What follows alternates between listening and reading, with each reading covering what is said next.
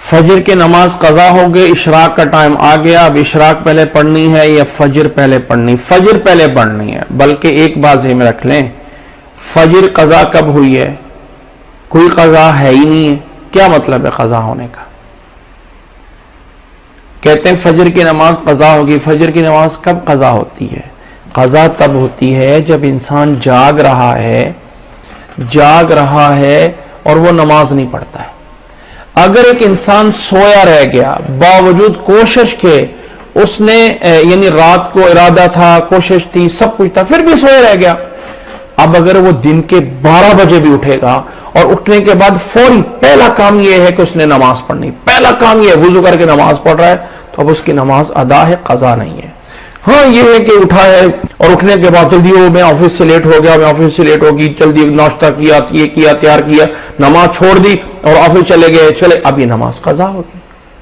لیکن جو انسان سویا رہ گیا اور اس کی اپنی طرف سے کوئی دخل اندازی نہیں تھی کہ جان بوجھ کے نماز سے جو ہے وہ لیٹ ہو جائے، تو اگر اس کا اس پہ کوئی دخل نہیں ہے تو جیسے ہی اٹھتا ہے فوری پہلے نمبر پہ اس کو فجر کی نماز پڑھنا ہوتی ہے، اب کوئی اور کام نہیں کرنا، وضو کر کے فجر کی نماز پڑھنی ہے۔ ایک بات۔ دوسری بات یہ ہے کہ فجر قضا ہوتی کب ہے؟ ہم سمجھتے ہیں سورج نکل رہا ہے اب نماز نہیں پڑھ سکتے، نہیں پڑھ سکتے ہیں۔ نوٹ کریں، سورج نکل رہا ہے نماز پڑھ سکتے ہیں۔ اللہ کے نبی صلی اللہ علیہ وسلم کی حدیث ہے، جس کو ایک رکعت سورج طلوع ہونے سے پہلے مل گئی اور دوسری رکعت میں سورج طلوع ہو گیا تو اس کی نماز ادا ہے، قضا نہیں ہے۔ من ادرک رکعتا قبل طلوع الشمس فقد ادرک الصلاۃ، حدیث کے الفاظ ہیں۔ تو نماز سے یعنی اس کا ایک جو قضا ہے وہ یہ ہے، یعنی اگر سورج نکلنے سے پہلے ایک رکعت بھی مل گئی تو تب بھی نماز ادا ہوگی۔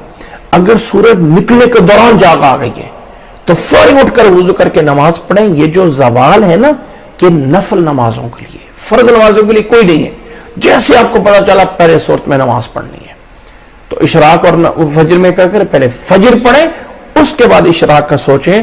وہ فجر کے اور نفل نماز کا آپس میں کوئی مقابل نہیں ہے۔